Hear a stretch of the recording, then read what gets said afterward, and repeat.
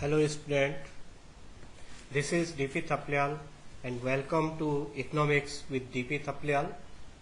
हम macro economics की unit 2 discuss कर रहे थे। यूनिट 2 का हमने फंक्शन ऑफ सेंट्रल बैंक और फंक्शन ऑफ आरबीआई का पहला पार्ट जो आरबीआई के फंक्शन थे उनको पढ़ा और उन्हीं जो आरबीआई के फंक्शन है या सेंट्रल बैंक के जो फंक्शन हैं उनमें जो उसका एक फंक्शन है कंट्रोल ऑफ क्रेडिट सप्लाई और money supply by central bank. आज हम इसके पार्ट 2 को डिस्कस करते हैं। ये जो पार्ट है ये सेंट्रल बैंक के फंक्शन में ही आता है। इसमें हमें जो सबसे इम्पोर्टेंट चीजें जो समझनी है उनको हम पहले डिस्कस कर लेते हैं। इस वाला जो टॉपिक है इसमें 1 मार्क्स के लिए, 3 मार्क्स के लिए, 4 मार्क्स के लिए और 6 मार्क्स के लिए क्वेश्चन फ्रेम किया जाता है। यहाँ पर जो कंट्रोल करने का जो सिस्टम है क्रेडिट क्रिएशन किया जाता है कॉमर्शियल बैंक के द्वारा, और जब कॉमर्शियल बैंक क्रेडिट को क्रिएशन कर रहे हैं तो उसे कंट्रोल करने का जो काम किया जाता है वो सेंट्रल बैंक के द्वारा किया जाता है। रिजर्व बैंक ऑफ इंडिया के कॉन्टेक्स्ट में अगर हम देखें तो आरबीआई को ही हम सेंट्रल बैंक कहते हैं। तो जो क्रेडिट क्रिएशन हो रहा है वो कॉमर्शियल बैंक कर रहे हैं, और जो क्रेडिट को कंट्रोल कर रहा है, जो वो क्रेडिट क्रिएशन कर रहे हैं कॉमर्शियल बैंक, उनको जो कंट्रोल कर रहा है वो कर रहा है आरबीआई सेंट्रल बैंक। तो इसका ये क्वालिटेटिव एंड क्वांटिटेटिव मेजर्स होते हैं as a controller of credit RBI. इसमें जो क्वेश्चन पूछा जाता है, जैसे उसने 1 मार्क्स में पूछ लिया कि बैंक रेट क्या होता है, what is bank rate, what is open market operation, SLR, CRR, margin requirement, moral suggestion, इन पर 1 मार्क्स के लिए क्वेश्चन पूछ लेता। कभी कभी वो फिल द ब्लैंक्स पूछ लेता, पूरी डेफिनेशन लिख लेगा और आगे डैश करके छोड़ देगा कि भाई ये रेपो रेट है, रिवर्स रेपो रेट है, बैंक रेट है, मार्केट ओपन मार्केट ऑपरेशन है, क्या है। तो कैसे क्वेश्चन पूछा जा रहा है, आइदर डेफिनेशन पूछ लेगा वो कि कैसे कंट्रोल कर रहा है क्रेडिट को आरबीआई, फिर उसमें से जो इसके कंट्रोल करने के जो मेजर्स हैं उन पर वो डेफिनेशन के रूप में पूछ करके फिल इन द ब्लैंक्स पूछ सकता है। ऑप्शन दे सकता है, चूज राइट और रॉन्ग। डेफिनेशन लिख ली और आगे लिख लिया कि ये सीआरआर है, एसएलआर है, या रेपो रेट है, या बैंक रेट है, ये सही है या सही नहीं है। तो 1 मार्क्स के क्वेश्चन इस टाइप से इसमें पूछे जाते हैं, आइदर डेफिनेशन ऑफ क्वांटिटेटिव और क्वालिटेटिव मेजर्स के पॉइंट्स के, या उसी पर पूछ सकता है कि किस टाइप से डेफिनेशन पूछ लेगा, फिल इन द ब्लैंक्स करके पूछ लेगा, एमसीक्यू करके पूछ लेगा। तो 1 मार्क्स के लिए ऐसे पूछ लेता है। 3 मार्क्स में डिफाइन करने के लिए पूछ लेता है और उसे डिटेल से डिस्कस करने के लिए पूछ लेता है। 3 और 4 मार्क्स में ही इसे इस ढंग से ज्यादातर बार क्वेश्चन पूछा जाता है कि क्रेडिट कंट्रोल करने के लिए under CRR, SLR, bank rate, open market policies, इनसे कैसे करके क्रेडिट को कंट्रोल करता है आरबीआई। तो इस टाइप के क्वेश्चन इसमें फ्रेम होते हैं बोर्ड एग्जाम के हिसाब से। तो अब आप समझ गए कि 1 मार्क्स में इससे डेफिनेशंस पूछी जा सकती हैं, फिल इन द ब्लैंक्स पूछे जा सकते हैं, एमसीक्यूज पूछे जा सकते हैं, राइट रॉन्ग पूछे जा सकते हैं। ये तो 1 मार्क्स के लिए था। 3 मार्क्स के लिए एंड 4 मार्क्स के लिए जो पूछा जाता है वो किसी एक फंक्शन को पूछ लेता है कि इसे एक्सप्लेन करिए, इसे समझाइए। किसी भी क्वांटिटेटिव और क्वालिटेटिव मेजर्स का किसी भी एक मेजर्स को पूछ लेता है वो 3 और 4 मार्क्स में। और अगर ये नहीं पूछा तो क्रेडिट कंट्रोल करने के लिए बैंक रेट से कैसे क्रेडिट कंट्रोल करेगा या ओपन मार्केट से कैसे क्रेडिट कंट्रोल करेगा, इस टाइप के क्वेश्चन पूछ लेते हैं। तो अब आप समझ गए कि कैसे क्वेश्चन पूछे जाने हैं, उसी के हिसाब से आप अपने आंसर को भी अपने माइंड में रखेंगे और आगे देख लीजिए कि इस वीडियो में है और क्या। तो controller of money supply and credit, इसी को हम कहते हैं controller of credit. Central bank और RBI play an important role during the time of economic fluctuation. It influences the money supply through quantitative instruments. Quantitative instrument जो है वो है bank rate, open market operation, legal reserve, जिसे legal reserve को हम कहते हैं CRR एंड SLR. तो कैश रिजर्व हो गया, cash reserve ratio, statutory liquidity ratio, and qualitative measures, qualitative instrument जो उसके पास है, मॉरल सजेशन है, क्रेडिट ऑफ रेशनिंग है, डायरेक्ट एक्शन है, मॉरल सजेशन है, ये सारी चीजें सेंट्रल बैंक के क्रेडिट कंट्रोल के रूप में आती हैं। अब हम इनको एक एक करके पढ़ना शुरू कर लेते हैं। सबसे पहले क्वांटिटेटिव इंस्ट्रूमेंट। क्वांटिटी, यहाँ पर क्वांटिटी की बात की जा रही है, क्वालिटी की बात नहीं की जा रही है। तो क्वांटिटेटिव इंस्ट्रूमेंट में सबसे पहले हम बात करते हैं बैंक रेट की। बैंक रेट होता क्या है? It is refers to the rate of interest at which the central bank lend money to commercial bank as a lender of last resort. It relates to instant, immediately. Instant का मतलब immediate loan requirement of the commercial banks. Central bank increase the bank rate during inflation or excess demand and reduce the same in time of deflation or deficient demand. ये जो चीजें हैं ये आपके दो जगहों काम आएंगी।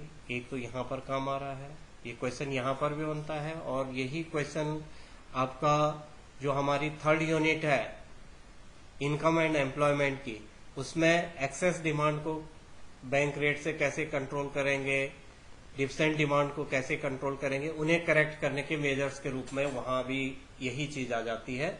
तो ये हमारे लिए दो जगह इंपॉर्टेंट है। क्वांटिटेटिव एंड क्वालिटेटिव मेजर्स जो है वो दो जगह, एक तो हमारे पास बैंक में है ही है क्योंकि यहाँ इसका फंक्शन है, और एक इनकम एंड एम्प्लॉयमेंट चैप्टर में how to correct inflationary, deflationary, excess demand और deficient demand through bank rate, repo rate, reverse repo rate, open market operation, कैसे करके इन्फ्लेशन, डिफ्लेशन या एक्सेस डिमांड, डिफिसेंट डिमांड को collect किया जाता है। वहां वैसा पढ़ेंगे, और यहाँ पर हम पढ़ रहे हैं तो यहाँ पर रहेगा कि कैसे करके क्रेडिट को कंट्रोल करेगा।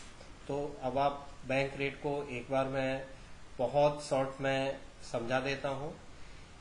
बैंक रेट उस इंटरेस्ट रेट को कहते हैं जिस पर सेंट्रल बैंक कॉमर्शियल बैंकों को कर्ज देता है। Lend money to commercial bank, central bank जिस रेट पर, जिस रेट ऑफ इंटरेस्ट पे, क्योंकि कॉमर्शियल बैंक सेंट्रल बैंक से क्या लेते हैं? कर्ज लेते हैं। तो इसलिए सेंट्रल बैंक जब कॉमर्शियल बैंक उनसे कर्ज लेते हैं, मैंने कल आपको lender of last resort function में भी इस चीज को डिस्कस किया था कि वो इमीडिएट लोन दे देता है या उसके सिक्योरिटी के अगेंस्ट लोन देता है लेंडर ऑफ लास्ट रिसोर्ट के रूप में बैंक को क्राइसिस से उबारने के लिए। तो यहाँ पर हम बात कर रहे हैं कि bank rate policy, bank rate policy उस इंटरेस्ट रेट को कह रहे हैं जब कोई कॉमर्शियल बैंक सेंट्रल बैंक से अगर लोन लेता है, अगर जिस रेट ऑफ इंटरेस्ट पर वो सेंट्रल बैंक से लोन ले रहा है, उस रेट ऑफ इंटरेस्ट को हम बैंक रेट कहते हैं। बट किस पीरियड में? इमीडिएट रिक्वायरमेंट को पूरा करने के लिए। इमीडिएट रिक्वायरमेंट आपको कल जो बैंक के फंक्शन पढ़ाया था, कल मीन्स जो हमने प्रीवियस वीडियो में जो आपको लेंडर ऑफ लास्ट रिसोर्ट पढ़ाया था, उसमें ये कहा गया था, जो पार्ट 1 वीडियो का था उसमें लेंडर ऑफ लास्ट रिसोर्ट में ये कहा था कि इमीडिएट जो बैंक की रिक्वायरमेंट है उसे सेंट्रल बैंक पूरा करता है मनी सप्लाई करके, या हम इसे कहें कि उसे कर्ज दे करके।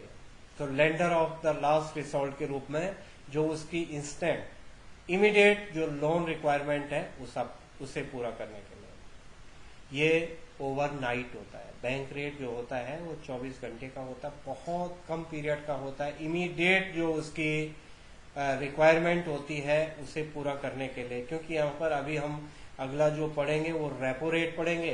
रेपो रेट भी बिल्कुल इसी की तरह है, बैंक रेट की तरह, लेकिन वो शॉर्ट टर्म लोन होता है। तो bank rate and repo rate में एक डिफरेंस है। बैंक रेट इमीडिएट रिक्वायरमेंट को पूरा करता है, जबकि रेपो रेट शॉर्ट टर्म जो कॉमर्शियल बैंकों की रिक्वायरमेंट होती है उसे पूरा किया जाता है। तो उस इंटरेस्ट रेट को हम बैंक रेट कह रहे हैं जिस इंटरेस्ट रेट पर सेंट्रल बैंक कॉमर्शियल बैंकों को मनी लैंड करता है, इट मीन्स कर्ज देता है। Central bank increase the bank rate during inflation. अब हमारे पास यहाँ पर जो क्वेश्चन बनता है कि बैंक रेट पॉलिसी से how to control credit through bank rate policy. तो बैंक रेट पॉलिसी से क्रेडिट को कैसे कंट्रोल करेगा? बैंक रेट पॉलिसी से क्रेडिट को कंट्रोल करने के लिए रेट ऑफ इंटरेस्ट को इंक्रीज कर लेगा। Increase the bank rate during inflation. जब उसे लग रहा है कि क्रेडिट क्रेशन ज्यादा हो रहा है, लोगों के पास लिक्विडिटी ज्यादा हो रही है, ज्यादा लिक्विडिटी होने से लोगों की डिमांड बढ़ रही है, डिमांड ज्यादा बढ़ने से अगर प्रोडक्शन उस हिसाब से नहीं बढ़ा तो इन्फ्लेशन बढ़ता है।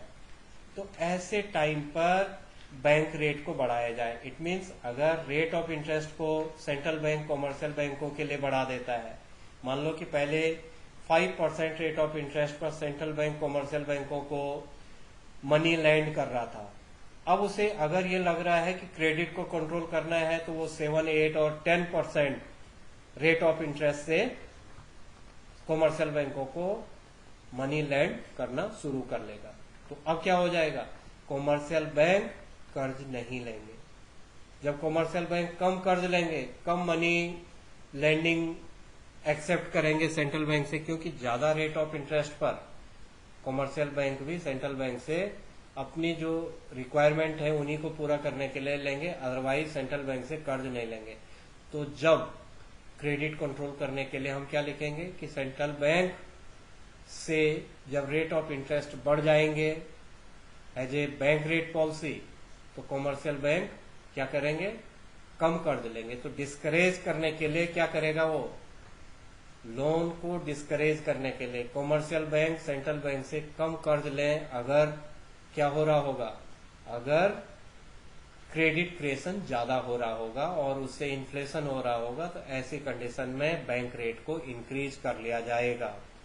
और अगर कभी ऐसी कंडीशन आ जाती है कि डिफ्लेशन की कंडीशन आ रही है, डिमांड ही नहीं बढ़ रही है, लोगों के पास पैसा नहीं है, डिमांड नहीं बढ़ पा रही है, डिफिसेंट डिमांड हो रहा है, एग्रीगेट डिमांड लोगों की कम हो जाती है, ऐसे टाइम पर बैंक रेट कम कर लेगा, डिक्रीज कर लेगा बैंक रेट डिफ्लेशन के टाइम पर, जब लोगों की डिमांड नहीं बढ़ रही है due to lack of liquidity, पैसों की कमी के कारण लोगों की डिमांड नहीं बढ़ रही है। तो ऐसे टाइम पर सेंट्रल बैंक बैंक रेट को घटा देगा, डिक्रीज कर लेगा, जिससे कि कॉमर्शियल बैंक ज्यादा से ज्यादा लोन सेंट्रल बैंक से लेंगे, और जितना ज्यादा लोन सेंट्रल बैंक से लेंगे फिर वो कॉमर्शियल बैंक अपने ग्राहकों को ज्यादा से ज्यादा कर्ज कम ब्याज दर पर दे सकते हैं। तो क्वेश्चन दो टाइप से पूछा गया। डेफिनेशन थी, तो डेफिनेशन में क्या हो गया कि ये शॉर्ट टर्म, ये जो इमीडिएट डिमांड रिक्वायरमेंट होती है कॉमर्शियल बैंकों को, उस इमीडिएट रिक्वायरमेंट को पूरा करने के लिए सेंट्रल बैंक जो लोन फंड कर रहा है उसे हम बैंक रेट कहते हैं। ये डेफिनेशन थी। अगर उसने बोल दिया कि क्रेडिट को कैसे कंट्रोल कर रहा है, तो हमने पहले डेफिनेशन लिखनी है, और फिर क्रेडिट को कंट्रोल करने के लिए लिखना है कि बैंक रेट इंक्रीज कर लेगा। बैंक रेट इंक्रीज करेगा सेंट्रल बैंक तो डिस्करेज हो जाएंगे कॉमर्शियल बैंक ज्यादा कर्ज लेने के लिए, और कंडीशन क्या हो जाएगी, कंट्रोल हो जाएगी, इन्फ्लेशन भी कंट्रोल हो जाएगा और क्रेडिट अपने आप ही, जब क्रेडिट कंट्रोल हो रहा है तो इन्फ्लेशन अपने आप ही कंट्रोल हो जाएगी। तो ये था बैंक रेट। सेकंड जो क्वांटिटेटिव मेजर्स है वो है रेपो रेट। मैंने आपको बताया रेपो रेट भी बैंक रेट की तरह ही है, रेपो रेट भी बैंक रेट की तरह ही है। It is the rate at which the central bank RBI offers short period loan to the commercial bank by buying the government security in the open market। Bank rate में क्योंकि वो lender of last resort के रूप में commercial bank को कर्ज दे रहा था इमीडिएट रिक्वायरमेंट को पूरा करने के लिए, रेपो रेट में ऐसा नहीं है। रेपो रेट में भी रेट ऑफ इंटरेस्ट आरबीआई के द्वारा डिसाइड किया जा रहा है लोन के लिए। जो भी लोन कमर्शियल बैंक आरबीआई से ले रहा है उसके लिए रेट ऑफ इंटरेस्ट फिर से आरबीआई डिसाइड कर रहा है, लेकिन यहां पर रेपो रेट एक तो शॉर्ट पीरियड के लिए लिया जाएगा, बैंक रेट इमीडिएट रिक्वायरमेंट के लिए, ओवरनाइट जो रिक्वायरमेंट है, अगर लेंडर ऑफ लास्ट रिसोर्ट के रूप में बैंक रेट का यूज कर रहा है। लेकिन रेपो रेट नॉर्मल कंडीशन में वो जब कमर्शियल बैंक सेंट्रल बैंक से कर्ज लेते हैं एक शॉर्ट पीरियड के लिए, उसके लिए जो rate of interest central bank decide करता है उसे हम रेपो रेट कहते हैं। लेकिन यहां पर जो लैंडिंग कर रहा है सेंट्रल बैंक वो अगेंस्ट सिक्योरिटीज कर रहा है, गवर्नमेंट की सिक्योरिटीज। कमर्शियल बैंकों को सेंट्रल बैंक के पास जितना लोन फंड करना है उसके अगेंस्ट सिक्योरिटीज को रखना पड़ेगा, ओपन मार्केट में उन सिक्योरिटीज को रखना पड़ेगा, खरीदनी पड़ेंगी ओपन मार्केट से वो सिक्योरिटीज, उसके अगेंस्ट ही सेंट्रल बैंक कमर्शियल बैंकों को लैंडिंग करता है। उस रेट को हम रेपो रेट कहते हैं। अब यहां पर भी फिर से कि how to control credit through repo rate policy. तो रेपो रेट में फिर से क्या है, रेट ऑफ इंटरेस्ट को कम करना और रेट ऑफ इंटरेस्ट को ज्यादा करना। तो अगर क्रेडिट को कंट्रोल करना है तो क्रेडिट को कंट्रोल करने के लिए रेपो रेट को इंक्रीज किया जाएगा। रेपो रेट इंक्रीज हो जाएगा तो कमर्शियल बैंक कम लोन लेंगे, और कम लोन लेंगे तो मार्केट में लिक्विडिटी कम आ जाएगी, क्योंकि पब्लिक के पास पैसा कम जाएगा, और पब्लिक के पास अगर लिक्विडिटी नहीं होगी तो मार्केट लिक्विडिटी नहीं होगी, मार्केट लिक्विडिटी नहीं होगी तो जो ये एक्सेस डिमांड की कंडीशन है या जो इन्फ्लेशन की कंडीशन है वो मेकआउट हो जाएगी और क्रेडिट कंट्रोल हो जाएगा। लेकिन यही चीज अगर डिफ्लेशन में है, कीमतें कम हो रही हैं, कीमतें कम होने से या लोग सामान नहीं खरीद पा रहे हैं, लिक्विडिटी नहीं है, डिफ्लेशन हो रहा है, लोगों के पास खरीदने के लिए पैसा नहीं है, ऐसे में सेंट्रल बैंक रेपो रेट को कम कर लेगा। रेपो रेट कम हो जाएगा तो जो इंटरेस्ट रेट है वो भी कम हो जाएगा। कमर्शियल बैंकों को अगर कम इंटरेस्ट पर लोन मिल रहा है तो वो पब्लिक को भी कम इंटरेस्ट पर कर्ज देगी, और जब वो पब्लिक को भी कम इंटरेस्ट पर कर्ज देगी तो पब्लिक बैंक से कर्ज लेगी, लिक्विडिटी बढ़ जाएगी, मार्केट में लोग खरीदना शुरू कर लेंगे, और जो डिफ्लेशन की कंडीशन है वो भी कंट्रोल हो जाएगी, जो डिफिसिट डिमांड की कंडीशन है वो भी कंट्रोल हो जाएगी। तो सिंपल सा है, हमने कहा कि रेपो रेट शॉर्ट रन में जो सिक्योरिटी के अगेंस्ट सेंट्रल बैंक कमर्शियल बैंकों को जिस रेट ऑफ इंटरेस्ट पर लैंड कर रहा है, कर्ज दे रहा है, लोन दे रहा है, उसे हम रेपो रेट कह रहे हैं। और इसी रेपो रेट से क्रेडिट को कैसे कंट्रोल कर रहे हैं, रेपो रेट को इंक्रीज करके क्रेडिट को कंट्रोल किया जा सकता है। जितना रेपो रेट ज्यादा होगा उतना ही क्रेडिट कंट्रोल हो जाएगा, उतना ही क्रेडिट क्रिएशन कम होता है। थर्ड जो पॉइंट है क्वांटिटेटिव मेजर्स का वो है रिवर्स रेपो रेट। अब ये उल्टा हो जाएगा। अभी तक दो जो हमने ऊपर पढ़े हैं, bank rate and repo rate. Bank rate में इमीडिएट जो रिक्वायरमेंट है कॉमर्शियल बैंकों की, उसे पूरा करने के लिए रेट ऑफ इंटरेस्ट जो लेता है वो बैंक रेट है। रेपो रेट में इंटरेस्ट का जो रेट है वो शॉर्ट रन के लिए डिसाइड किया जाता है against security sale in open market. अब रिवर्स रेपो रेट क्या है? रिवर्स रेपो रेट इन दो से अलग है। The rate at which RBI accepted deposit from the commercial bank through government securities. These is used increase when excess money supply and exit in an economy.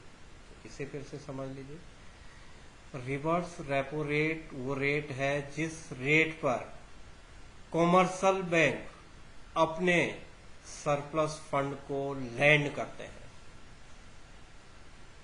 Bank rate and repo rate में commercial bank कर्ज ले रहे थे central bank से, rate of interest को, जिस rate of interest पर वो कर्ज ले रहे थे सेंट्रल बैंक से, उसे bank rate and repo rate कह रहे थे। लेकिन रिवर्स रेपो रेट में क्या है?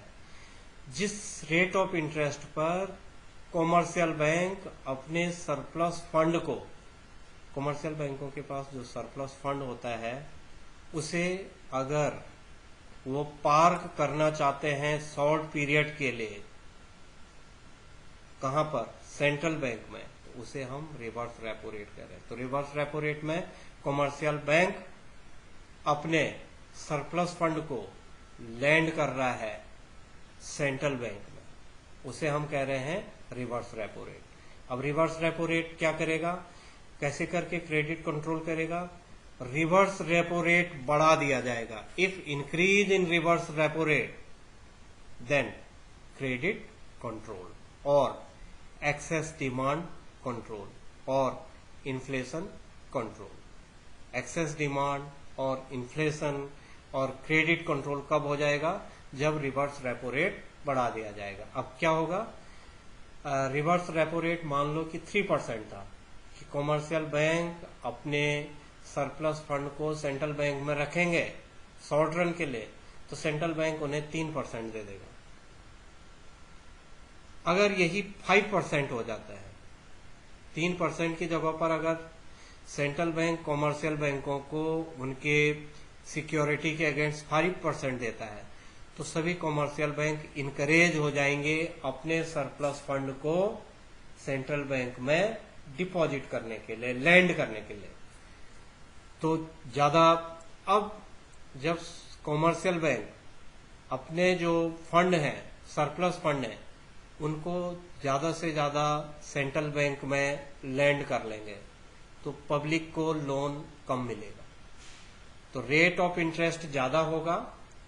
अगर रेट ज्यादा मिल रहे हैं, रेट ऑफ इंटरेस्ट ज्यादा मिल रहा है कॉमर्शियल बैंक को सेंट्रल बैंक में अपने जो सरप्लस फंड है उन्हें लैंड करने के लिए, तो वो ज्यादा से ज्यादा अपने सरप्लस फंड को लैंड करेंगे सेंट्रल बैंक में, और उनकी जो क्रेडिट क्रिएशन की कैपेसिटी है वो अपने आप कंट्रोल हो जाएगी, कम हो जाएगी, क्योंकि जो पैसा उन्होंने लोगों को कर्ज देना था वो कर्ज न दे करके जमा करने लग जाएंगे, ज्यादा इंटरेस्ट मिलेगा, तो कॉमर्शियल बैंक सेंट्रल बैंक में अपने सरप्लस फंड को लैंड कर लेंगे, न कि पब्लिक को बोरो करेंगे, पब्लिक को नहीं लोन देंगे।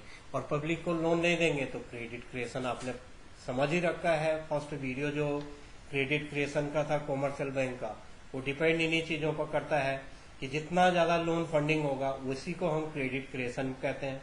तो यहाँ पर वो लोन फंडिंग ही रोक लेगा, कम कर लेगा, क्योंकि उसके पास जो सरप्लस फंड है उनको वो पब्लिक में लोन देने के बजाय सेंट्रल बैंक में डिपॉजिट करना शुरू कर लेता है, ज्यादा इंटरेस्ट उसे वहां से मिलने लग जाता है। तो ऐसे करके क्रेडिट कंट्रोल हो जाएगा अगर रिवर्स रेपो रेट इंक्रीज कर लेगा। और उस टाइम पर जब डिफ्लेशन हो रहा होगा, डिफरेंट डिमांड हो रही होगी, डिफ्लेशनरी गैप हो रहा होगा, उस समय पर रिवर्स रेपो रेट को कम कर लेगा सेंट्रल बैंक, और जैसे रिवर्स रेपो रेट कम हो जाएगा कॉमर्शियल बैंक सेंट्रल बैंक में जमा नहीं करेंगे सरप्लस फंड को, और पब्लिक को लोन दे देंगे, लोगों की परचेजिंग पावर बढ़ जाएंगी और जो डिफ्लेशन की कंडीशन है वो कंट्रोल हो जाएगी। तो ये था रिवर्स रेपो रेट। अगला है open market operation. Open market operation में सिक्योरिटी को सेल एंड परचेज करता है central bank. It is refers to the buying and selling of securities by the central bank from to the public and commercial banks. It sells government security during inflation, excess demand, and buy the securities during deflation or deficient demand. अब open market क्या कह रहे हैं हम? Open market क्या होता है? Open market operation में सिक्योरिटी को सेल एंड परचेज किया जाता है। तो सेंट्रल बैंक सिक्योरिटी को सेल करेगा और परचेज करेगा ओपन मार्केट में थ्रू पब्लिक और कॉमर्शियल बैंक। कॉमर्शियल बैंक के थ्रू और पब्लिक के थ्रू ओपन मार्केट में सिक्योरिटी को सेल एंड परचेज कर रहा है। अब ये होता है, क्वेश्चन पूछा जाता है कि ओपन मार्केट ऑपरेशन से क्रेडिट को कैसे कंट्रोल करेंगे? तो ओपन मार्केट में सिक्योरिटी को सेल एंड परचेज कर रहा है। अगर क्रेडिट कंट्रोल करना है उसने तो वो सिक्योरिटी को सेल कर लेगा, मैक्सिमम सिक्योरिटी सेल कर लेगा। जब वो सिक्योरिटी सेल करेगा तो पब्लिक का जो पैसा है वो बैंक के पास चला जाएगा। वो क्योंकि परचेज करेगा, वो सेल कर रहा है तो पब्लिक सिक्योरिटी को लेगी, सिक्योरिटी को पब्लिक लेगी तो पब्लिक के पास सिक्योरिटी सर्टिफिकेट होगा और जो पैसा है वो बैंक के पास चला जाएगा और लोगों की परचेजिंग पावर कम हो जाएगी, क्रेडिट भी कंट्रोल हो जाएगा, इन्फ्लेशन कंट्रोल हो जाएगा, एक्सेस डिमांड कंट्रोल हो जाएगा। अब मैं बताता हूँ सिक्योरिटी को क्या, थोड़ा सा शॉर्ट वे में आप समझ लीजिए कि सिक्योरिटी होती क्या है। आप जानते हैं कि प्राइवेट जो कंपनीज होती हैं, लिमिटेड होते हैं, वो शेयर्स एंड बॉन्ड्स को सेल करते हैं, शेयर सेल करते हैं। वो शेयर सेल करते हैं लेकिन शेयर नेशनल इनकम का पार्ट नहीं है। गवर्नमेंट कभी भी शेयर को सेल एंड परचेज नहीं करती है और ऐसे जो अनसर्टेंट होते हैं अगर उन्होंने कर भी लिया तो वो हमारे नेशनल इनकम के पार्ट नहीं होते। तो सिक्योरिटी जस्ट लाइक, मान लो कि आप सिक्योरिटी को यहाँ पर ये समझ लीजिए कि जैसे पासबुक है, पासबुक में लिखा हुआ है कि आपके अकाउंट में 1000 है। अगर आपको लगता है कि वहां पर इंटरेस्ट बढ़ रहा है तो आप ज्यादा जमा करना शुरू कर लेंगे।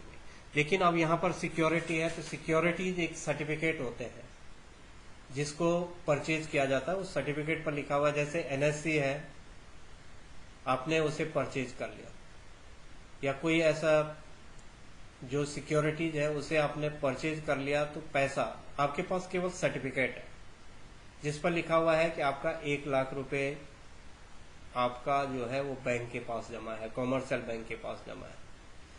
अगर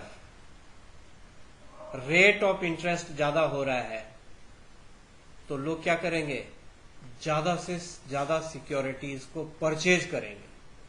पब्लिक क्या करेगी, ज्यादा से ज्यादा सिक्योरिटी परचेज कर लेगी उस समय जब रेट ऑफ इंटरेस्ट ज्यादा होगा, जब वो उन्हें लगता है कि सिक्योरिटीज से उसे ज्यादा पैसा मिल रहा है। उसने 100 रुपए की सिक्योरिटी खरीदी और उसे 200 रुपए मिल रहा है। जैसे शेयर्स में होता है, तो शेयर्स में अनसर्टेंट होते हैं, 100 रुपए लगा लिया, 500 मिल सकता है, 1000 मिल सकता है और 0 भी मिल सकता है। बट सिक्योरिटीज जो होती हैं, अगर आपने 100 रुपए की सिक्योरिटीज परचेज कर ली और कहा कि ये 1 साल में 200 रुपए की हो जाएगी, तो मिनिमम वो 200 रुपए की सिक्योरिटी हो ही जाएगी। तो जितना ज्यादा उस पर बताया जाएगा कि इतने टाइम पर इसे इतना पेमेंट आपको कर लिया जाएगा, तो उतना ज्यादा लोग उसे परचेज करना शुरू कर लेंगे। जितना लोग उसे परचेज करेंगे उतना ही लोगों की परचेजिंग पावर कम हो जाएगी, लिक्विडिटी कम हो जाएगी, लोगों का पैसा बैंक में चला जाएगा।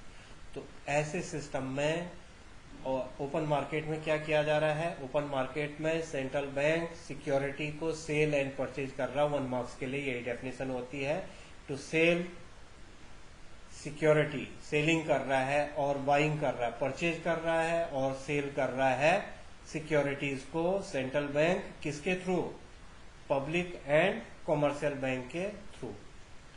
अब क्रेडिट को कंट्रोल करने के लिए क्या करेगा, सेल्स कर लेगा सिक्योरिटी को। सेंट्रल बैंक अगर लग रहा है कि क्रेडिट को कंट्रोल करना है तो अपनी सिक्योरिटीज को, सारी जो सिक्योरिटी है उसको सेल करना शुरू कर लेगा। जब वो सेल करेगा तो जनता क्या करेगी, पब्लिक उसे परचेज करेगी। पब्लिक परचेज करेगी तो पब्लिक का पैसा बैंक के पास चला जाएगा। तो ये यहाँ पर ये है, इन्फ्लेशन के कंडीशन में या क्रेडिट कंट्रोल करने के लिए सिक्योरिटीज को सेल करेगा। और अगर डिफरेंट डिमांड हो रही है, डिफ्लेशनरी गैप हो रहा है, या बैंक चाहता है कि और ज्यादा क्रेडिट क्रिएशन करें कॉमर्शियल बैंक, तो ऐसे टाइम पर वो परचेज कर लेगा सिक्योरिटी को। तो सेंट्रल बैंक अगर सिक्योरिटी को परचेज करेगा तो पैसा जनता के पास आ जाएगा, लिक्विडिटी जनता के पास आ जाएगी, पब्लिक के पास लिक्विडिटी होगी, तो आसानी से मार्केट में सेल एंड परचेज करेगा, लिक्विडिटी बढ़ जाएगी। तो ये एक इम्पोर्टेंट था। फिर है CRR, कैश रिजर्व रेशियो। ये हमने पहले भी जो वीडियो देखी है जिसमें हमने credit creation by commercial bank पढ़ा था, तो उसमें ये कहा था कि CRR ज्यादा होगा। वहां पर लीगल रिजर्व रेशियो पढ़ा था हमने कि जितना रिजर्व रेशियो ज्यादा होगा उतना क्रेडिट क्रिएशन कम होगा, और जितना रिजर्व रेशियो का परसेंटेज कम होगा उतना ज्यादा होगा, और ज्यादा होने पर कम होगा। It is refers to the minimum percentage of a bank total demand deposit to be kept with the RBI. It is fixed by the RBI and varied from time to time to regulate the supply of money in the economy. Reserve Bank increase CRR during inflation and decrease the same during deflation. CRR हम already discuss कर चुके हैं previous video में, फिर से यहाँ पर मैं एक बार बता देता हूँ कि सभी कॉमर्शियल बैंकों को जितने उसके पास प्राइमरी डिपॉजिट होते हैं, इनिशियल डिपॉजिट होते हैं, उसका मिनिमम परसेंटेज सेंट्रल बैंक के पास कैश डिपॉजिट करना पड़ता है। तो मिनिमम परसेंटेज ऑफ जो उसके टोटल डिपॉजिट होते हैं उन डिपॉजिट को सेंट्रल बैंक में कैश उसे रखना पड़ता है। और इस रेट को फिक्स कौन कर रहा है, RBI कर रहा है। ये जो कैश रिजर्व रेशियो है ये इंक्रीज और डिक्रीज होता रहता है, इसे सेंट्रल बैंक रेगुलेट करता है। जब चाहे इसे इंक्रीज कर सकता है CRR को, जब चाहे तब इसे डिक्रीज कर सकता है। तो CRR को इंक्रीज और डिक्रीज सेंट्रल बैंक करता रहता है। इट्स डिपेंड इन्फ्लेशन, डिफ्लेशन और क्रेडिट कंट्रोल, इन चीजों पर डिपेंड करता है कि कितना CRR सेंट्रल बैंक डिसाइड कर रहा है। आपको बता दिया CRR क्या है, जितना deposit, primary deposit, initial deposit जितना कॉमर्शियल बैंक में हो रखा है, उस इनिशियल डिपॉजिट का एक मिनिमम परसेंटेज, मान लो कि 100 रुपये, 100 रुपीज कॉमर्शियल बैंक में जमा हो रखा है, अगर CRR 5% है तो कॉमर्शियल बैंक यूज केवल 95 रुपीज कर सकता है। 5 रुपीज कैश उसे सेंट्रल बैंक के पास रखना पड़ेगा, तो वो हो गया CRR। अगर इस रेट को बढ़ाता है और 10 कर लेता है तो अब कॉमर्शियल बैंक के पास जो डिपॉजिट है उसका केवल 90 रुपीज रह जाएगा। 10 रुपीज कहाँ चला जाएगा, सेंट्रल बैंक के पास चला जाएगा। तो अब क्रेडिट कंट्रोल करने के लिए, अगर क्रेडिट को कंट्रोल करना है तो कैश रिजर्व रेशियो को इंक्रीज किया जाएगा।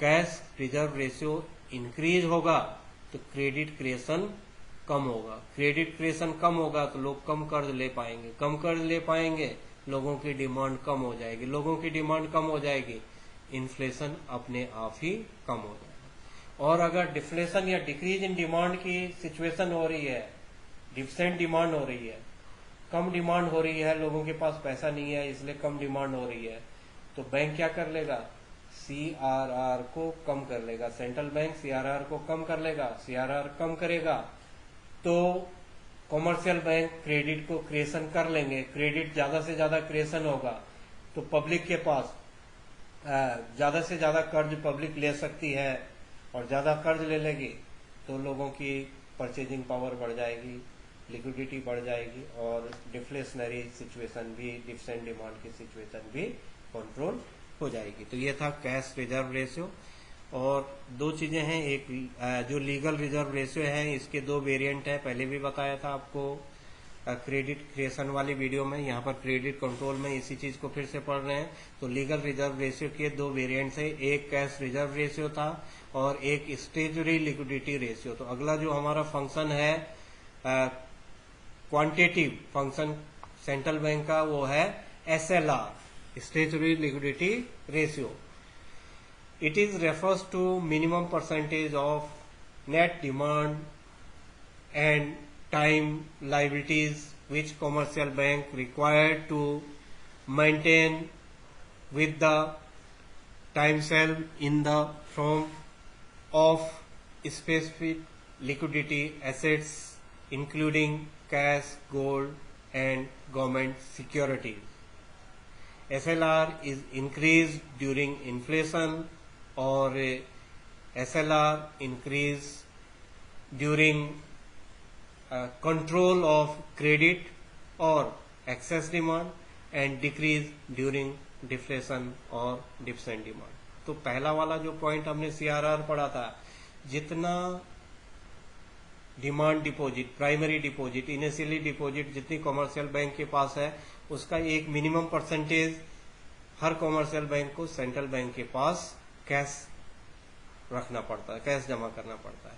और उसी डिपॉजिट का मिनिमम परसेंटेज जो उसका इस इनिशियल डिपॉजिट या प्राइमरी डिपॉजिट है उसका मिनिमम परसेंटेज उसे कॉमर्शियल बैंकों के पास अपने डेली जो रिक्वायरमेंट होती हैं, जो डेली लोग विड्रॉल करते हैं, जो डेली लोगों के लिए पैसे जो निकालते हैं बैंकों के लिए, कैश क्रंच, तो कैश क्रंच को की सिचुएशन को हैंडल करने के लिए एक मिनिमम परसेंटेज कॉमर्शियल बैंकों के पास अपने पास लिक्विड रखनी पड़ती है। तो अभी आपको बताया था मैंने कि मान लो 100 रुपीज प्राइमरी डिपॉजिट है, किसी बैंक के पास कस्टमर ने 100 रुपए जमा किए, उस 100 रुपीज में से 5% सपोज कर लीजिए CRR था, तो अब बैंक केवल 95 रुपीज को यूज कर सकता है।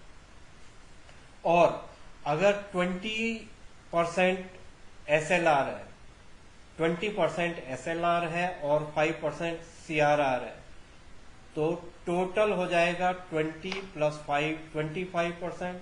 तो 25% क्या हो जाएगा, 100 रुपए में से 25 रुपए, 5 रुपए तो सेंट्रल बैंक के पास रखना पड़ेगा और 20 रुपए उसे अपने पास रखना पड़ेगा डेली जो कैश क्रंच है या जो डेली की जो नीड्स हैं बैंक की, उनको उन रिक्वायरमेंट को पूरा करने के लिए। तो अब बैंक के पास कुल 75 रुपीज रह जाएंगे जिससे कि वो क्रेडिट क्रिएशन कर पाएगा। तो 25% होते ही केवल 75 रुपीज का ही वो क्रेडिट क्रिएशन करेगा। तो जितना ज्यादा SLR होगा उतना क्रेडिट कंट्रोल होगा, और जितना कम SLR होगा उतना ही क्रेडिट क्रिएशन होगा। तो वो क्वेश्चन पूछता है कि SLR क्या है, तो SLR है जो मिनिमम परसेंटेज डिमांड डिपॉजिट का कॉमर्शियल बैंकों के लिए अपने पास रखना जरूरी होता है फॉर डेली पर्पज के लिए, डेली कैश क्रंच के सिचुएशन को हैंडल करने के लिए वो SLR है। ये तो 1 मार्क्स के लिए डेफिनेशन हो जाती है। वो कहता है कि क्रेडिट को कैसे कंट्रोल करेगा, तो SLR को बढ़ा दिया जाएगा। SLR बढ़ा दिया जाएगा तो क्रेडिट क्रिएशन कंट्रोल हो जाएगा, सेंट्रल बैंक उतना ही कम क्रेडिट क्रिएशन होगा। वो अपने वीडियो में मैंने आपको क्रेडिट क्रिएशन वाली वीडियो में एग्जाम्पल के थ्रू भी समझाया था कि 10% होगा LRR तो क्या फर्क पड़ेगा, 20% होगा क्या फर्क पड़ेगा, 5% होगा तो क्या फर्क पड़ेगा। आप उस वीडियो को देख करके भी इन्हें फिर से समझ सकते हैं और डिटेल से मैंने आपको बता ही दिया है। ये तो थे क्वांटिटी की बात हो रही है, अब हो रही है क्वालिटेटिव इंस्ट्रूमेंट, क्वालिटी। अभी तो केवल क्वांटिटी की बात हो रही थी, अब क्वालिटी की बात हो रही है। क्वालिटी मेंटेन करने के लिए सेंट्रल बैंक क्या करेगा, पहला चीज आता है इसमें margin requirements. It is the difference between the amount of loan and market value of the security offered by the borrowers against the loan. Margin requirement are increased during inflation and decrease during deflation. फिर समझ लीजिए इसे, margin requirement क्या होता है। Margin requirement होता है, मान लो कि मुझे कार खरीदनी है और बैंक से उसके लिए लोन फंडिंग करनी है। मुझे अपने लिए एक कार खरीदनी है, कार की प्राइस डीलर के पास 5 लाख है, 5 लाख की कार है जिसे मैं परचेज करना चाहता हूँ और उसके लिए मैं बैंक से कर्ज लेना चाहता हूँ। It is the difference between the amount of loan. तो लोन कितना लेना चाह रहा हूं मैं, 5 लाख लेना चाह रहा हूं, and market value of the securities offered by the borrower against the loan. अब वो मॉर्गेज लेगा, उसके अगेंस्ट मॉर्गेज लेगा वो। मान लो मैंने 5 लाख की कार ली, वो कहता है कि 5 लाख रुपए में से आप 1 लाख रुपए डाउन पेमेंट कर लीजिए। मैं तो केवल 4 लाख रुपए ही दे सकता हूँ, 4 लाख में दे सकता हूँ। तो बैंक कितना दे रहा है, 4 लाख। मुझे कितना चाहिए, 1 लाख। अगर मेरे पास 1 लाख नहीं है तो मैं 5 लाख की कार को नहीं परचेज कर पाऊंगा। अगर मेरे पास 50,000 है तो मैं नहीं कर पाऊंगा, क्योंकि बैंक जो दे रहा है वो केवल कितना दे रहा है, 4 लाख। अगर मार्जिन रिक्वायरमेंट को वो कम करना चाहता है और वो कहता है कि आप 1,000 रुपीज अपने से दे दीजिए और बाकी 4,99,000 मैं पे कर लूंगा, तो सब लोग कार खरीदना शुरू कर लेंगे। सब लोग कार खरीदना शुरू कर लेंगे, क्योंकि 1,000 रुपये ही देना है और उसके बाद रेट ऑफ इंटरेस्ट के हिसाब से वो हर महीने उसकी किस्तों को देता रहेगा। हर महीने उसे जो भी उसकी किस्त बंधेगी कि कितना उसने देना है, लेकिन इमीडिएट कितना देना पड़ा, 1,000। और अगर 1 लाख देना है, 1 लाख देना था, 1 लाख देने में या 2 लाख, वो कहता है कि 3 लाख मैं पे करूंगा एज ए लोन, 2 लाख आपको पे करना पड़ेगा एज ए मार्जिन रिक्वायरमेंट, तो आपको वैसा ही करना पड़ेगा और आपकी डिमांड कम हो जाएगी। तो क्रेडिट का जो क्रिएशन है वो कंट्रोल हो जाएगा, क्योंकि आप कर्ज नहीं लेंगे। क्यों नहीं लेंगे कर्ज, क्योंकि आपके पास 2 लाख नहीं है, आपको पहले 2 लाख देना है, देन 3 लाख वो देगा। एक ऐसा किया जाता है। एक है कि वो उसके अगेंस्ट सिक्योरिटी को ले लेता है कि कितना आपको मार्केट में आप 1 लाख रुपए का अगर वो आपको लोन दे रहा है तो वो कहता है कि 1 लाख रुपए लोन के अगेंस्ट आप अपनी बिल्डिंग के कागज को सबमिट कर लीजिए, अपने घर के कागज को, अपने जो आपके पास सर्टिफिकेट हैं, मॉर्गेज, कुछ भी चीजें आपकी ज्वेलरीज हैं, कुछ हैं, इन चीजों को जो लैंड के जो पेपर हैं, बिल्डिंग के जो पेपर हैं, इन चीजों को मॉर्गेज के रूप में रख लेता। तो कितना मांगता वो, कितना वो मांगता है। अगर उसे सरल करना है तो वो मार्जिन रिक्वायरमेंट को कम कर लेगा, और अगर उसे वो चाहता है कि इन्फ्लेशन कंट्रोल हो या जो हमारा क्रेडिट क्रिएशन हो रहा है उसे कंट्रोल करना है, तो मार्जिन रिक्वायरमेंट बढ़ा देगा। मार्जिन रिक्वायरमेंट बढ़ाते ही लोग कर्ज नहीं लेंगे। तो ये है, जैसे उसने कह दिया कि आपको कर्ज लेना है 1 लाख रुपीज, कर्ज लेने के लिए आपको 1 लाख के इक्वल मॉर्गेज रखना है, हम मॉर्गेज के अगेंस्ट आपको कर्ज देंगे। अगर आपके पास 1 लाख की प्रॉपर्टी मॉर्गेज रखने के लिए नहीं है, 1 लाख की एसेट्स और प्रॉपर्टी आपके पास डिपॉजिट करने के लिए नहीं है अगेंस्ट लोन, तो आपको लोन नहीं मिलेगा, डिस्करेज हो जाएगा। लेकिन अगर वो कहता है कि 1 लाख का आप लोन लें, उसके लिए 50,000 का मॉर्गेज रखें, तो मेरे पास अगर 50,000 का मॉर्गेज है तो मैं उसे वहां पर रख लूंगा against loan as a security, तो मुझे कर्ज मिल जाएगा। तो ऐसे में इनकरेज हो जाएगा। तो मार्जिन रिक्वायरमेंट को क्या किया जाएगा, क्रेडिट कंट्रोल करने के लिए मार्जिन रिक्वायरमेंट को बढ़ा दिया जाएगा।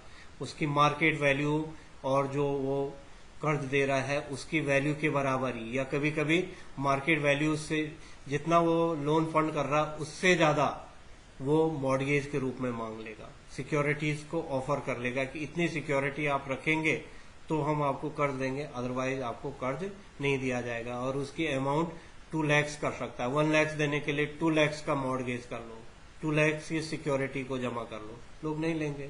1 लाख के 1 ही लाख आप मॉर्गेज कर लो, बहुत कम लोग लेंगे। अगर वो कहता है कि 1 लाख के लोन के अगेंस्ट आप 10,000 की सिक्योरिटीज को मॉर्गेज को रखिए तो बहुत सारे लोग बढ़ जाएंगे। तो ऐसा ही वो कितना ज्यादा मार्जिन रिक्वायरमेंट करता है, जितना ज्यादा मार्जिन रिक्वायरमेंट करेगा उतना क्रेडिट कंट्रोल हो जाएगा। तो जिस समय इन्फ्लेशन हो रहा है उस समय वो मार्जिन रिक्वायरमेंट को क्या करेगा, मार्जिन रिक्वायरमेंट को इन्फ्लेशन के समय इंक्रीज कर लेगा, जिससे कि क्रेडिट क्रिएशन डिस्करेज होगा। क्रेडिट क्रिएशन डिस्करेज होगा तो अपने आप ही इन्फ्लेशन भी कंट्रोल हो जाएगा, एक्सेस डिमांड कंट्रोल हो जाएगी, इन्फ्लेशनरी गैप कंट्रोल हो जाएगा और जो क्रेडिट क्रिएशन है वो भी कंट्रोल हो जाएगा। और डिफ्लेशन के टाइम पर मार्जिन रिक्वायरमेंट कम रखेगा, ज्यादा से ज्यादा लोग परचेज कर लेंगे, ज्यादा से ज्यादा लोग परचेज करेंगे तो ज्यादा से ज्यादा लोग कर्ज लेंगे, ज्यादा से ज्यादा लोग अगर बोरो कर रहे हैं तो क्रेडिट क्रिएशन भी ज्यादा हो रहा है। और जो डिफ्लेशन की कंडीशन है, जो डिक्रीज इन डिमांड की कंडीशन है, जो डिफ्लेशनरी गैप की कंडीशन है वो मेकआउट हो जाएगी इस टाइप से। अब आ जाता है moral suggestion. Moral suggestion central bank commercial बैंकों के लिए कुछ नहीं करता है। कभी कभी लोन की जो रूल है उनको स्ट्रिक्ट कर लेता है और कभी कभी उन्हीं को लिबरल कर लेता है। वो कभी लोन लेने के लिए ये कहता है कि इतने डॉक्यूमेंट्स रिक्वायर्ड हैं, इतने डॉक्यूमेंट्स अगर क्लियर नहीं हो पाएंगे तो आपको लोन फंडिंग नहीं होगी, स्ट्रिक्ट कर लेगा। क्या होता है moral suggestion? It is like rendering and advice to the commercial bank by RBI to follow its directive. The bankers advise to the restrict loan during inflation and be liberal in lending during deflation। Liberal कर लेता है और strict कर लेता है अपने rule को। कभी वो कहेगा कि आपको अगर उसे क्रेडिट को कंट्रोल करना है तो ऐसे में लोन लेने की जो कंडीशन है उन्हें स्ट्रिक्टली फॉलो करने के लिए कहेगा कि आप अपने 2 गारंटर ले लीजिए, आप इतने चीजों को लाइए, आपको इसके अगेंस्ट ये पेपर सबमिट करने पड़ेंगे तो आपको लोन मिलेगा। स्ट्रिक्ट रूल फॉलो करने पड़ेंगे। और अगर वो चाहता है कि क्रेडिट को क्रिएशन किया जाए, अगर डिफ्लेशन की कंडीशन है तो वो क्या करेगा, लिबरल कर लेगा। जो लोन की जो कंडीशंस हैं उनको लिबरल कर लेगा। तो यहाँ पर कुछ नहीं कर रहा है, केवल मॉरल सजेशन दे रहा है सेंट्रल बैंक कॉमर्शियल बैंकों को कि इस समय स्ट्रिक्ट फॉलो करना है, लोन की जो रिक्वायरमेंट है, जो शर्तें हैं उनको इस समय स्ट्रिक्टली फॉलो करवाना है या लिबरल फॉलो करना है। तो जब हमें क्रेडिट को कंट्रोल करना है, इन्फ्लेशन को कंट्रोल करना है, तो सेंट्रल बैंक कॉमर्शियल बैंकों को उस टाइम पर स्ट्रिक्ट लोन फंडिंग का ऑर्डर देता है और उससे क्रेडिट कंट्रोल हो जाता है, इन्फ्लेशन कंट्रोल हो जाता है। और अगर उसे लग रहा है कि नहीं इस समय डिफ्लेशन की कंडीशन है तो लिबरल हो जाएगा लोन फंडिंग करने के लिए। ये सभी का जिस्ट मैं आपको बता रहा हूं कि किस में क्या इंस्ट्रूमेंट को हम यूज करेंगे। ये शॉर्ट समरी है। ये समरी अगर आपको याद रहेगी तो आप कम से कम क्रेडिट को कंट्रोल करना, इन्फ्लेशन को कंट्रोल करना, डिफ्लेशन को कंट्रोल कैसे किस इंस्ट्रूमेंट से किया जाता है आप आसानी से करेंगे। तो ये टेबल आप देखें और इस टेबल को याद करें। ये टेबल याद हो जाएगी तो आपका आराम से क्वेश्चन का आधा पार्ट आसानी से याद हो जाएगा। तो इंस्ट्रूमेंट क्या है, हथियार क्या है क्रेडिट कंट्रोल करने का, सेंट्रल बैंक के पास कौन सा ऐसा इंस्ट्रूमेंट है जिससे कि वो क्रेडिट को कंट्रोल करेगा या इन्फ्लेशन को कंट्रोल करेगा, डिफ्लेशन को कंट्रोल करेगा। तो इंस्ट्रूमेंट क्या है, क्वालिटेटिव एंड क्वांटिटेटिव इंस्ट्रूमेंट है। क्वांटिटेटिव में बैंक रेट है, आपको पहले ही बता दिया। बैंक रेट अगर क्रेडिट कंट्रोल करना है, इन्फ्लेशन को कंट्रोल करना है तो बैंक रेट को बढ़ा देंगे, अगर डिफ्लेशन को कंट्रोल करना है तो बैंक रेट को डिक्रीज कर लेंगे। रेपो रेट अगर क्रेडिट कंट्रोल करना है या इन्फ्लेशनरी सिचुएशन है तो रेपो रेट पॉलिसी को इंक्रीज कर लिया जाएगा। डिफ्लेशनरी कंडीशन में रेपो रेट कंडीशन को डिक्रीज किया जाएगा। Reverse repo rate again credit control करने के लिए इंक्रीज किया जाएगा और डिफ्लेशनरी कंडीशन में डिक्रीज किया जाएगा। ये मैंने आपको डिटेल से उनके फंक्शन के साथ बता दिया है। फिर ओपन मार्केट पॉलिसी में, ओपन मार्केट ऑपरेशन में क्रेडिट को कंट्रोल करना है तो सिक्योरिटीज को सेल किया जाएगा, ज्यादा से ज्यादा सिक्योरिटी सेल करेंगे सेंट्रल बैंक अगर इन्फ्लेशन और क्रेडिट को कंट्रोल करना है। और अगर डिफ्लेशनरी कंडीशन को कंट्रोल करना है, डिफ्लेशन को क्लियर करना है तो ओपन मार्केट में सिक्योरिटीज को परचेज करेगा, buying security in open market. Next instrument जो है वो है सीआरआर को इन्फ्लेशन या क्रेडिट कंट्रोल करने के लिए इंक्रीज कर लिया जाएगा और सीआरआर को कम कर लिया जाएगा जब डिफरेंट डिमांड हो रही होगी, डिफ्लेशनरी गैप हो रहा होगा, उस समय डिक्रीज कर लेंगे। फिर है एसएलआर, स्टैट्यूटरी लिक्विडिटी रेशियो, ये अगर क्रेडिट कंट्रोल करना है तो इंक्रीज किया जाएगा, इन्फ्लेशन के टाइम पर इसे इंक्रीज किया जाएगा और डिक्रीज किया जाएगा डिफ्लेशन के टाइम पर। फिर है मार्जिन रिक्वायरमेंट अभी आपको फिर से बता देते हैं। मार्जिन रिक्वायरमेंट को इंक्रीज किया जाएगा अगर क्रेडिट को कंट्रोल करना है या इन्फ्लेशन को कंट्रोल करना है तो मार्जिन रिक्वायरमेंट को इंक्रीज कर लिया जाएगा। और अगर डिफ्लेशनरी सिचुएशन को कंट्रोल करना है, डिफ्लेशन को मेक आउट करके ठीक करना है इकोनॉमी को, तो उस समय मार्जिन रिक्वायरमेंट को डिक्रीज कर लिया जाएगा। फाइनली मॉरल सजेशन, अगर इन्फ्लेशन हो रहा है या क्रेडिट को कंट्रोल करना है तो रिस्ट्रिक्टेड लोन्स, जो लोन फंडिंग करेगा उसे रिस्ट्रिक्टेड कर लेगा, उसे उसकी जो शर्तें हैं उन्हें कठोरता से लागू करेगा। और अगर डिफ्लेशनरी कंडीशन है, उस सिचुएशन को हैंडल करना है, उस सिचुएशन से हटना है तो उसके लिए लिबरल लैंडिंग करेगा, आसान से ऋण शर्तों को बनाएगा, आसानी की ऋण शर्तों के बेस पर उस सिचुएशन को वो कंट्रोल कर सकता है। तो ये वॉल्यूम 1 एंड वॉल्यूम 2 जो हमने सेंट्रल बैंक के फंक्शन वो किए हैं, आपको पढ़ाए हैं, उन दोनों वॉल्यूम को आप देख लेंगे तो आपका 6 मार्क्स का क्वेश्चन, 3 वॉल्यूम है, इसमें 3 पार्ट है, money and supply of money, फिर credit creation by commercial bank, फिर उसके बाद यहाँ पर आ जाता है आरबीआई के रोल। आरबीआई के रोलों में 2 वॉल्यूम बने हुए हैं, दोनों को अगर आप समझेंगे तो आप आसानी से 6 मार्क्स बोर्ड एग्जाम में गेन कर लेंगे। Thank you for watching video.